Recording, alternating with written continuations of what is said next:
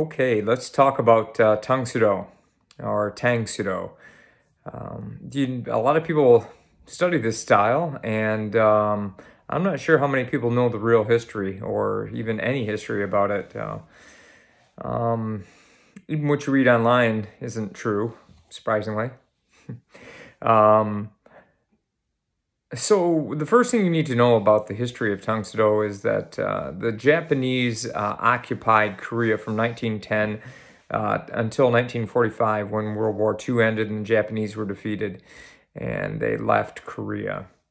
So this opened up a time for a lot of Korean martial arts systems to be developed and open up since they were no longer under the occupation of the Japanese. So one of the people that did this was a person named Wong Cook Lee, or Lee Wong Cook. Now he started studying under Gichin Funakoshi, the founder of Shotokan karate in Japan, in 1926 at Chuo University. That's where he began his study when he went to college. He then went on to found the Cheongdukwan, which was his Tang Soo Do school, in 1944. And this was the first Kwan, the first Tang Soo Do school. And he was the first person to use the name Tang Soo Do in Korea. And basically, the reason that they used the name Tang Soo Do was Tang Soo Do was the same as Karate Do. It was the same thing, but it was the Korean way of saying it. And he was the first person to actually use that name in Korea. And he founded the Cheongdukwan School of Tang Soo Do in 1944. This translated as the School of the Blue Wave. And I guess from what I understand, it was in kind of in honor of his teacher, Funakoshi, whose Shotokan school was the School of the Pine Wave. So, like I said, his was the first school. He was the first to use the name Tang Soo Do in 1944, and there was another person. Well, let me say this. And in 1955, Wong Cook Lee switched over with most other Korean martial arts masters at the time to Taekwondo. There was a big push by the government to unify and make all the martial arts systems unify into Taekwondo. There was another person named Wang Ki. Now, he started the Mudokwan Tang Soo Do in 1945. And he gets most of the attention if you read things on Tang Soo Do because he has one of the longest existing schools of Tang Soo Do. And there's some misinformation out there stating that he was the first, but he wasn't. But it existed, and those who, last longest in history kind of write the history, I guess. So in 1945, when he started calling it Hwa Soo Do. And it wasn't until 1947 that Wang Ki started saying Tang Soo Do. And there's some questionable history with Wang Ki. Some people say that he says that he learned from a Chinese master, and that's been questionable by some people. And he also says in his books that he found books in the railway station where he worked and studied the books to learn the system. Wong Cook Lee, who had many students at the time and was older than Wang Ki, he said that Wang Ki was a green belt under him. So either way, the Mudokwan was developed. Wang Ki his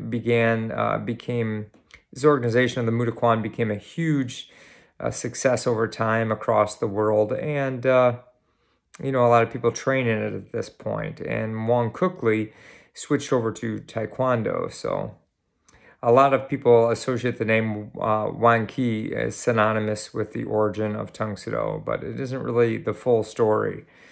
So what is Tang Soo Do? Tang Soo Do is, a lot of people say it's a Korean martial art or Korean karate, and I guess that might be a better way to say it, because it's basically Shotokan. So it's basically what Wong Cook Lee studied from Funakoshi.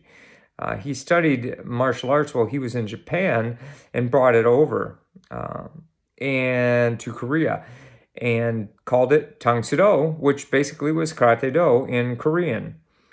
Now, it contains pretty much the same thing that Shotokan does, but done maybe in a slightly different way. It contains the one-steps, the kata, the hyung are the same. You know, they call it hyung in Tang Soo Do and the kata in Japan.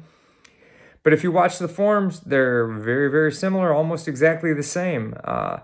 The basic forms are the same. The Pinan or Pyongan forms are called Heian in Shotokan. The Naihanchi forms that are done are called Teki in Shotokan. They have different names, but they're the same forms, and you can see the influence of Wong Cook Lee and what he studied. And Wong Cook Lee never said anything otherwise. He never said that it wasn't that. But other people have said that and tried to make Tang Soo Do something unique outside of Shotokan or the Japanese martial arts. Now, since Wong Cook Lee studied in Japan and not in Okinawa in earlier times, it was kind of the more modern day karate. It was the 3K karate that they call it, where you did kata, kumite, sparring, and kihon or basics, right? And the modern karate was mostly focused on discipline, health, mental attitude, things like that, more so than the Okinawan earlier version, which was focused primarily on aggressive self-defense. And that's because when karate came to Japan, it was taught in the school system and mostly to younger kids, and a lot of that violent nature was taken out. Plus, the Japanese people wanted something to discipline the people and to make them healthy. So that's the reason for that. So that's a little bit of the lesser-known history of Tang Soo Do.